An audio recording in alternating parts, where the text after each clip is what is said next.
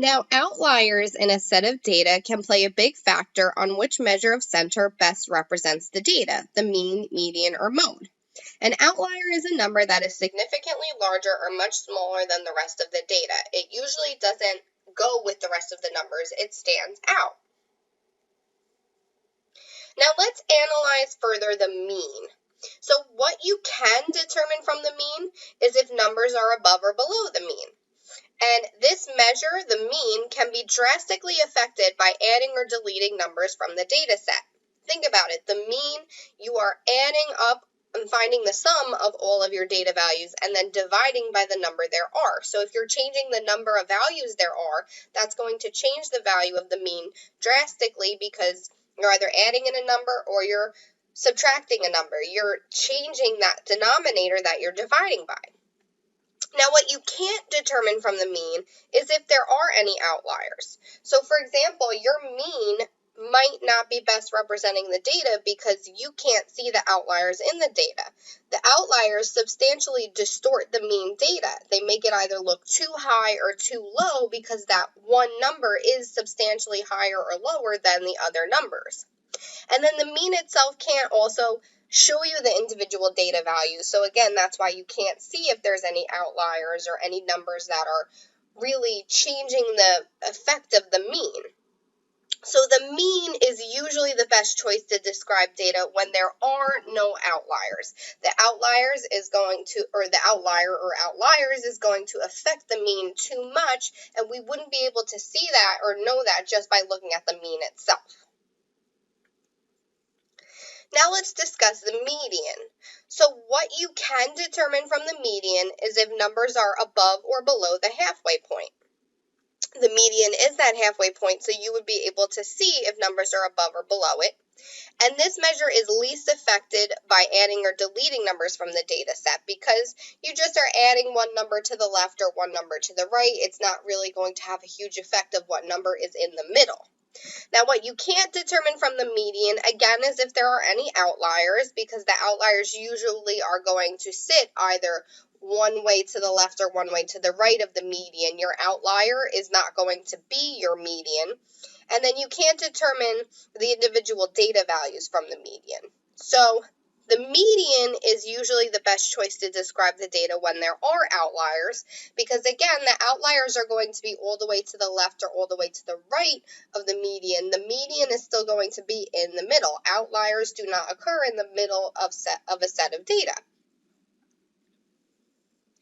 Now, what can you determine from the mode? The mode tells you which numbers occur the most with frequency, with the most frequency, right? It's what number occurs more than once, more than twice, or occurs the most. So what you can't determine from the mode is where the numbers are in a group of data or the individual data values themselves.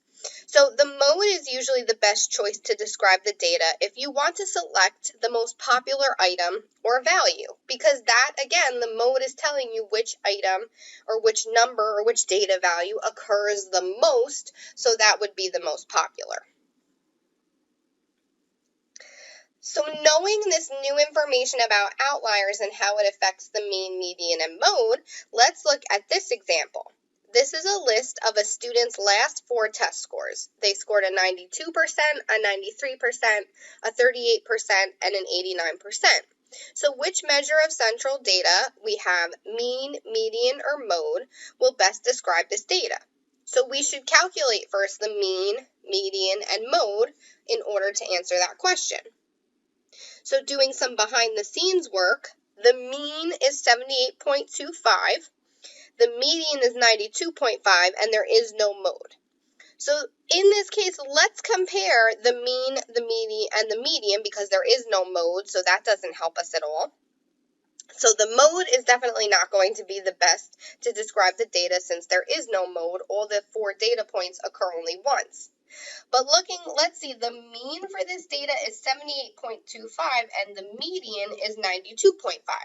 Well, let's look at the actual test scores. You have a 92%, a 93%, a 38%, and an 89%. Something should be jumping out at you.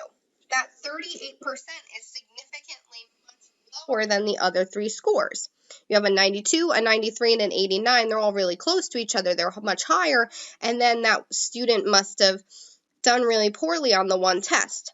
So when you look at the median of 92.5, that's really close to 92%, 93%, and 89%. It's just not close to that 38%. And then the mean is 78.25. Well, your test scores are nowhere near that 78%. That mean is not best representing the data. This is because 38%, that is your outlier. That is the number. It's significantly lower than the other data values. So here, when you have an outlier, the median will be the best choice, again, because 38% is the outlier. It skews the mean. The mean 78.25 is much lower than it should be. If you found the mean of the other 3 data points, it would much better represent the data. So the outlier is making the median the best choice versus that mean, because of the outlier making it so much lower than it should. It's misrepresenting the data. So again, this is just reinforcing that when you're picking which measure of center you want to best represent the data, you have to take into consideration if there are any outliers.